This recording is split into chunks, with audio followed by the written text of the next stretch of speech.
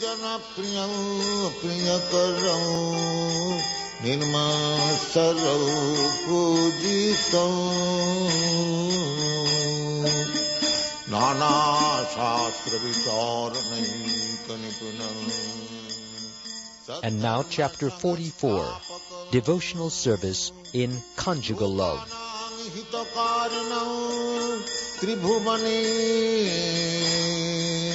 Mannam Saranyakanam Nana Shastra Vicharanai Kanipunam Sadharma Samastapakam. A pure devotee's attraction to Krishna in conjugal love is called devotional service in conjugal love. Although such conjugal feelings are not at all material, there is some similarity between this spiritual love and material activities. Therefore, persons who are interested only in material activities are unable to understand this spiritual conjugal love, and these devotional reciprocations appear very mysterious to them. Rupa Goswami therefore describes conjugal love very briefly. The impetuses of conjugal love are Krishna and his very dear consorts, such as Radharani and her immediate associates. Lord Krishna has no rival. No one is equal to him, and no one is greater than him. His beauty is also without any rival, and because he excels all others in the pastimes of conjugal love, he is the original object of all conjugal love. In the Gita Govinda by Jayadev Goswami, one gopi tells her friend, quote, Krishna is the reservoir of all pleasure within this universe. His body is as soft as the lotus flower, and his free behavior with the gopis, which appears exactly like a young boy's attraction to a young girl, is a subject matter of transcendental conjugal love. Unquote. A pure devotee follows in the footsteps of the gopis and worships the gopis as follows. Quote, Let me offer my respectful obeisances to all the young cowherd girls whose bodily features are so attractive. Simply by their beautiful attractive features, they are worshipping the Supreme Personality of Godhead, Krishna. Unquote. Out of all the young gopis, Srimati Radharani is the most prominent.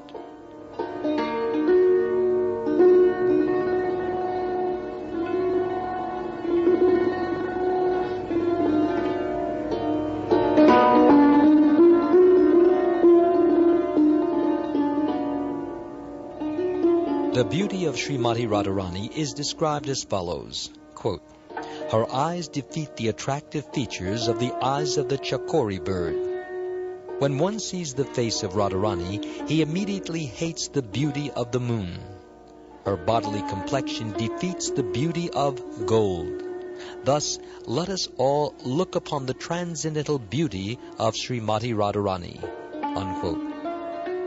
Krishna's attraction for Radharani is described by Krishna himself thus, quote, When I create some joking phrases in order to enjoy the beauty of Radharani, Radharani hears these joking words with great attention, but by her bodily features and counterwords she neglects me, and I even possess unlimited pleasure by her neglect of me, for she becomes so beautiful that she increases my pleasure 100 times. Unquote. A similar statement can be found in Gita Govinda, wherein it is said that when the enemy of Kamsa, Sri Krishna, embraces Srimati Radharani, he immediately becomes entangled in a loving condition and gives up the company of all other gopis. In the Padyavali of Rupa Goswami, it is stated that when the gopis hear the sound of Krishna's flute, they immediately forget all rebukes offered by the elderly members of their families. They forget their defamation and the harsh behavior of their husbands. Their only thought is to go out in search of Krishna. When the gopis meet Krishna, the display of their exchanging glances, as well as their joking and laughing behavior, is called anubhava, or sub-ecstasy in conjugal love.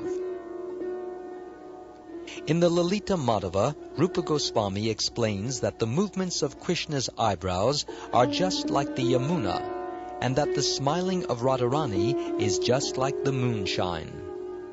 When the Yamuna and the moonshine come in contact on the bank of the river, the water tastes just like nectar, and drinking it gives great satisfaction. It is as cooling as piles of snow. Similarly, in the Padyavali, one constant companion of Radharani says, quote, "My dear moon-faced Radharani, your whole body appears very content, yet there are signs of tears in your eyes. Your speech is faltering, and your chest is also heaving. By all these signs, I can understand that you must have heard the blowing of Krishna's flute, and as a result of this, your heart is now melting." Unquote.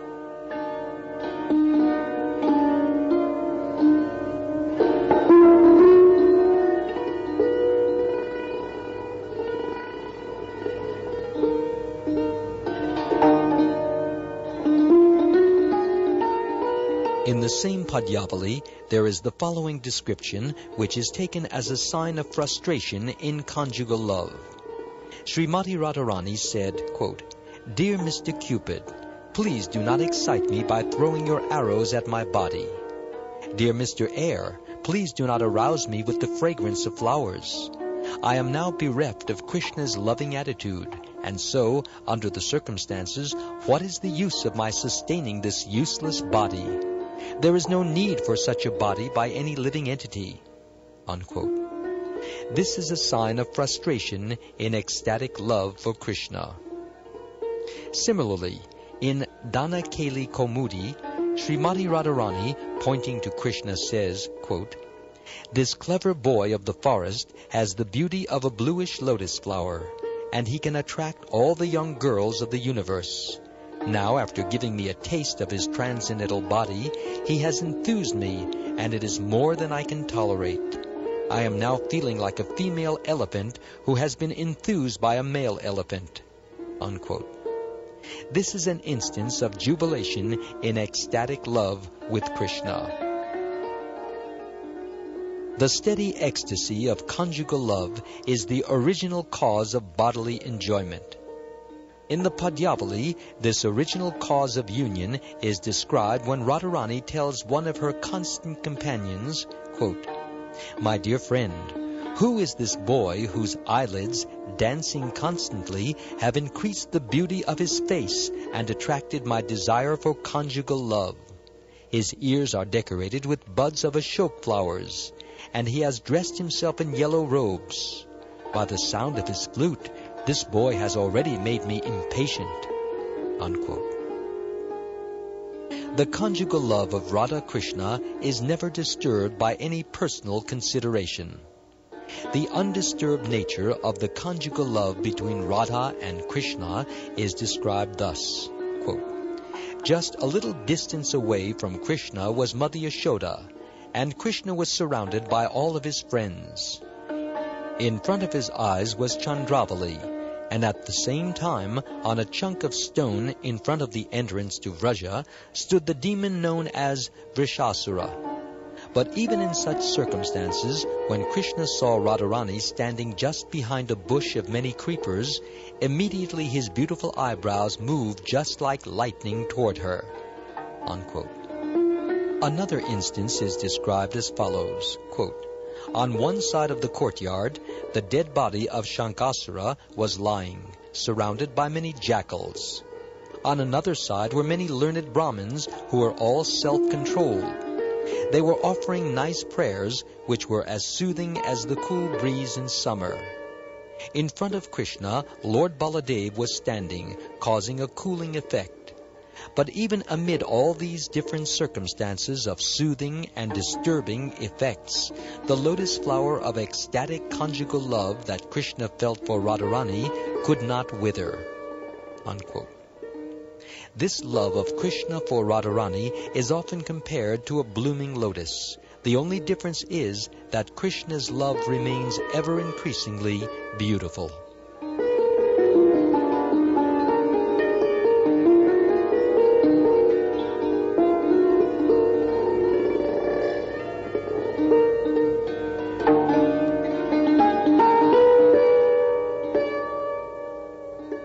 Conjugal love is divided into two portions: Vipralambha, or conjugal love in separation, and Sambhoga, or conjugal love in direct contact. Vipralambha, separation, has three subdivisions known as Purva Raga, or preliminary attraction, Mana, or seeming anger, and Pravasa, or separation by distance. When the lover and the beloved have a distinct feeling of not meeting each other, that stage is called Purva Raga, or preliminary attraction.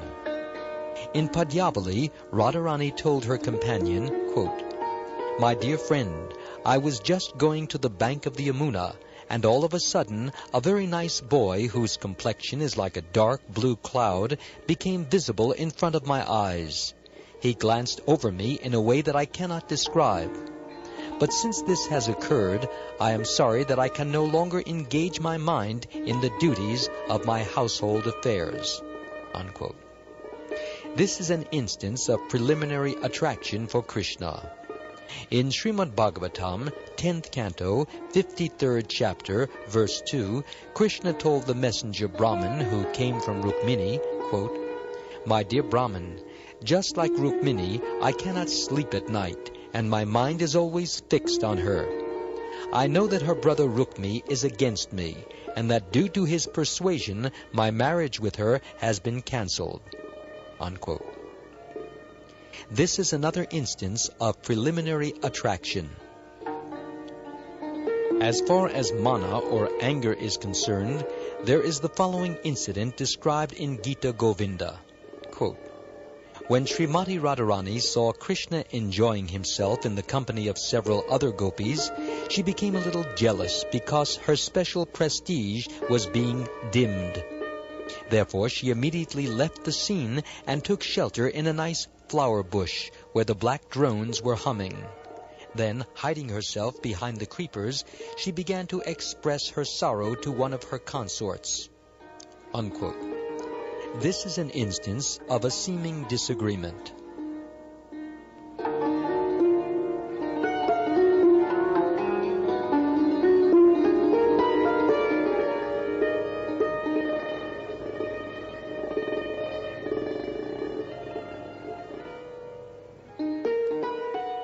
An example of pravasa, or being out of contact because of living in a distant place, is given in the Padyavali as follows.